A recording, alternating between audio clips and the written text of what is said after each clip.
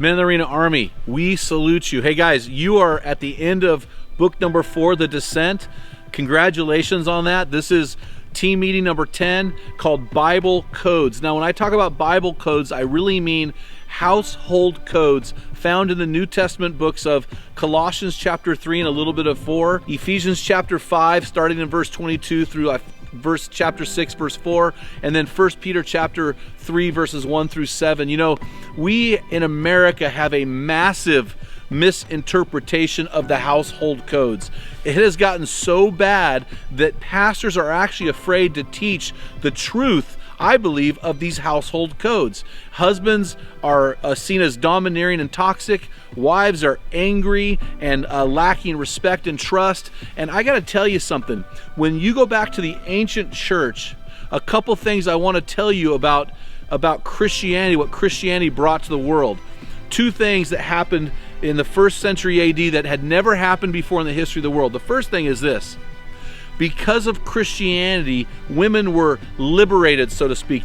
First time in history, they had a voice. They mattered. And the second thing I want to tell you is chastity was brought into ancient society like never before in history. This was the worst time in the world morally.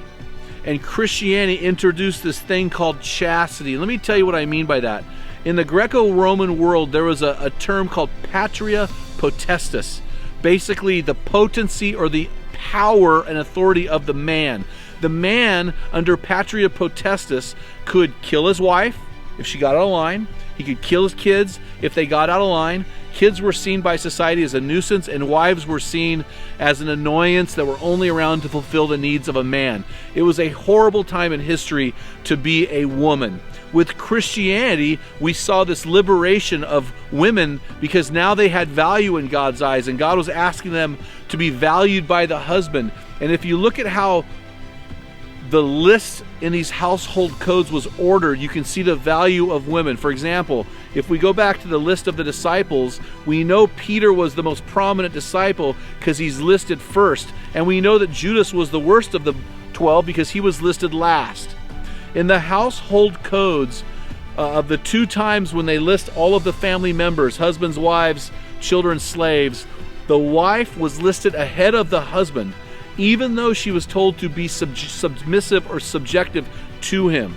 Now, in the ancient church, when Paul read that letter, the men would have been up in arms, they would have been screaming and yelling, the women would have been doing the happy dance and high-fiving, because the first time they mattered in the household, and the man was to love that wife as Christ loved the church. It was a radical paradigm shift. And this is so important that we go back to what Paul was talking about in the 1st century around 55 to 65 AD. We need to go back to that and understand what was going on so we can move forward as men and be the leaders that God has called us to be, because we desire order as God desires order, and we want to lead as God has called us to lead. And I think we really need to walk through this carefully, and we need to be biblical about it so that we can lead our families faithfully and with love. Guys, you're going to love this team meeting. You're going to have a great discussion. Remember, when a man gets it, everyone wins. So get out of the anonymous bleachers. Get into the game right now. Your family's dependent on it.